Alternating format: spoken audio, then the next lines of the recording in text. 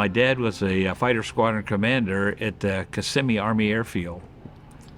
So he'd just returned from China a year earlier, where he was a flying Tiger, flying P-40s over in China. And so he made sure that I was in every pseudo-military organization in the United States, starting with Cub Scouts, Boy Scouts, all the way through Civil Air Patrol. So I went to Virginia Tech. I graduated at the College of Industrial Engineering and went right into the Air Force. Wanted to be a pilot. And after a little bit of training, I ended up in Reese Air Force Base in Lubbock, Texas. And I think that was around October of '68. So January, they had all the folks lined up for January, getting our physical. And we all went through, and they called me back and told me that I had failed the eye exam. And that eliminated me from pilot training. So they found a new job for me. They said, well, you can be a intercept director. You know, you can control air-to-air intercepts, fly in the back seat, or be ground control intercept director. There's an opening in Panama City. Great intercept training. Completed that and reported down to Homestead Air Force Base as intercept director, weapons controller. And that was my first permanent Air Force assignment. All the rest had been training assignments. That should have been into '68 and beginning of '69. January rolls around, and it's time for a physical again. So I go over to the hospital, take my physical, and the chief there, Chief Master Sergeant, says, "I see where you were eliminated from pilot training because you're colorblind." I said, "Yes, I missed 3 pages in the book." He says, "Did you take the backup test?" And I, "What backup test?" He said, "The colorblind backup test, the light box." I said, "Never heard of it." He said, "Well, see how you do." So he takes me in the room. He's got this box that has 8 lights, and he keeps dimming them down till you miss the color. And I passed it. He said, "You want to go back to pilot training?" I said, "Yes." So they called Air Training Command and said, "Hey, this fellow you eliminated last year actually can see. He just misses tertiary colors. He's qualified. You want him back?" Air Training Command had a war going on in Vietnam, and they needed pilots, so they said, "Absolutely. We'll send you back to complete his pilot training." Well, that went over real good with Air Defense Command, who just finished paying for all my training. And they said, "No, you can't be released." So Air Training Command and Air Defense Command got into a little bit of a contest. It looks like Air Training Command was going to win. So Air Defense Command sent me to Vietnam, dropped immediate orders on me to report in July to Vietnam. So, drive to California, Travis Air Force Base, get in the big jet and fly over to Vietnam and become a combat weapons controller. There's 4 corps in Vietnam, and all the way up to the north is I Corps, then 2 Corps, then 3 Corps, and 4 Corps south. It's divided north to south. And I served in every corps, at every location, from the islands, Entree Island, to the highlands, Mambitu and the highlands, where the Montagnard were with the bows and arrows. Often we would go from the fire base to the front line in the morning.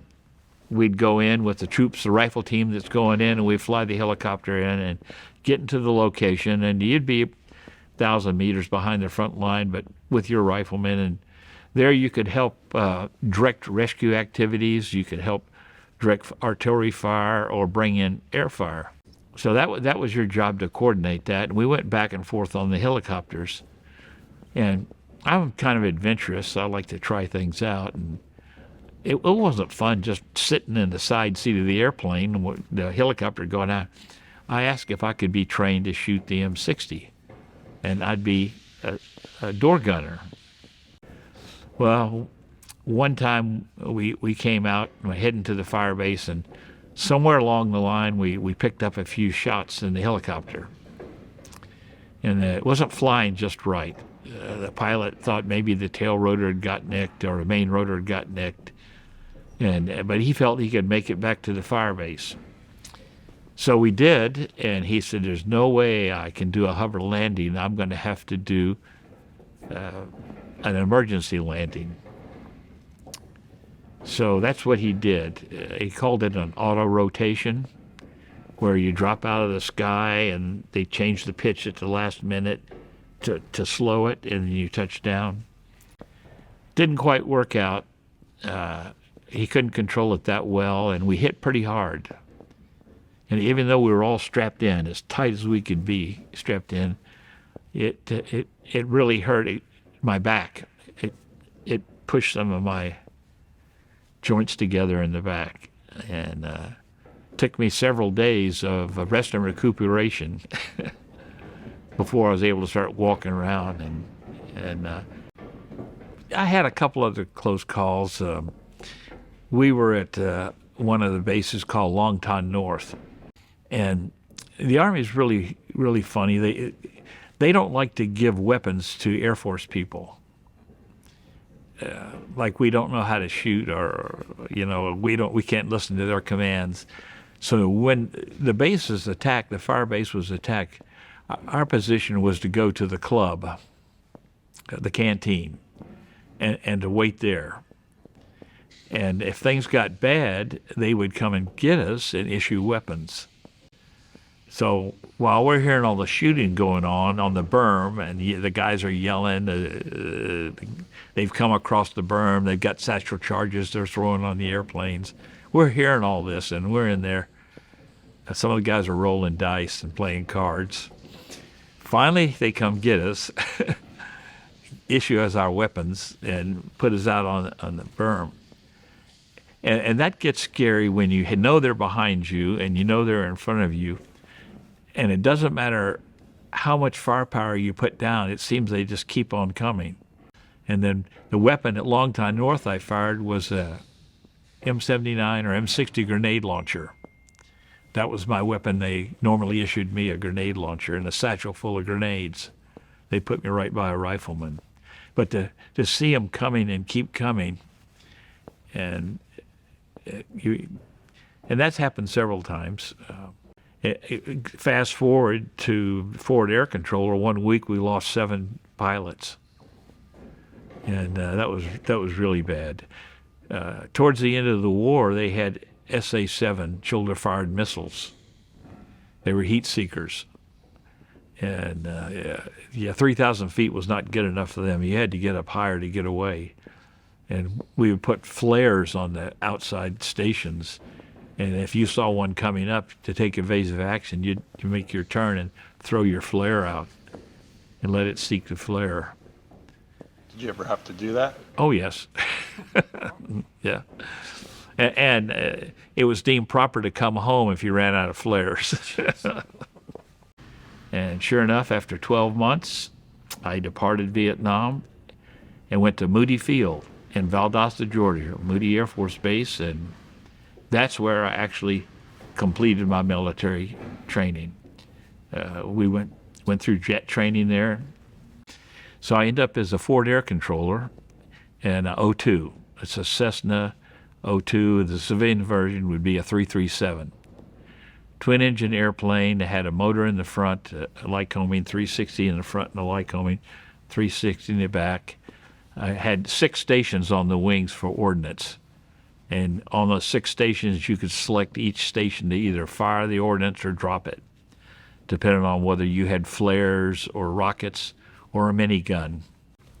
So trained at Hurlburt in the O2. We went out to the Stickman Range and shot rockets and guns and got real competent in short field takeoffs and landings. And next thing I knew, I'm back on that big airplane out of Travis heading for Saigon.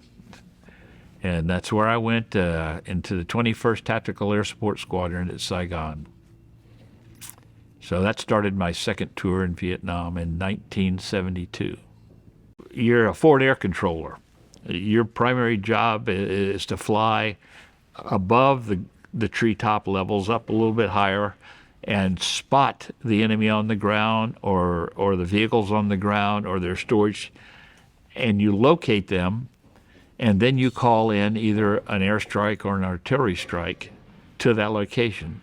Or we could call in like a gunship, a Spectre C-130 gunship. We could call in a gunship. Of course, we bragged. We told everyone we were alone and unafraid as the only pilot in the aircraft. Alone was correct. Sometimes it got your attention. The ground fire, especially when it came very close or even hit your airplane. I was out flying towards the Cambodian border, and I saw some movement coming down, and I saw the ox pulling this wagon of bamboo, and it was coming down, moving real slow, coming down this dirt road, of course, a trail. And I kept looking at it through the binoculars and driving off and looking at it, and it didn't seem right. And the ruts the wagon was making was awfully deep, and it just seemed like it's not right. I want to take a second look. So I kind of eased over, got in a little close, got my binoculars out, and about that time, the bamboo started flying everywhere. 4 barrels came up, turned around, and it was a ZPU-23 fired at me. And I decided to leave the area very quickly, but report it. I was there at the end of the ceasefire in 73. And in 73, pretty much all of the real estate had been turned over to the North Vietnamese except the Sector 3, Saigon 3 Corps. That's where Tan Son Nhut was. And we still held that area, and it was fairly safe. But they signed the peace accord, which said that all of the military armed military had to be out of Vietnam. And they would not turn over the POWs until all the military had left, and they counted us, and we were the last forces. Everyone had come to Saigon. We were the last forces there, and they said we had to leave, or they weren't going to release the POWs. So they called us in one afternoon. It's okay, everybody. We're going to get a briefing about flying airplanes out of here, and we're going to do it all at once. So some colonel came in. I don't remember his name. He had to be from Strategic Air Command. He had a chalkboard, and he says, we're going to fly in cells. Sounds like B-52 talk, 3 and 4 ship cells, and he had us on chalkboard, cell 1, 2, 3, 4, 5. You're going to take off from here, stay in your cell. You're going to fly directly to Tan Son Nhut. You're going to do straight in landing, no overhead, straight in landing to a full stop and park your airplane. So the next day, we all took off, cell 1, cell 2, cell 3. That land lasted about 15, 20 minutes as we crossed the Cambodian border. And everybody was flying loose. There were people who were looping the airplanes and rolling the airplanes. And we were wondering how it was that we were able to fly over Phnom Penh and nobody was shooting at us, but no one did. When we got to Utapao, Thailand, Royal Thai Air Base, Utapao, Thailand, and no one that I know of did a straight in. Everyone came over top and did a break. And we landed, and they marshaled us off the airfield, the runway area, down a road, past the stoplights and stop signs, and into the base exchange.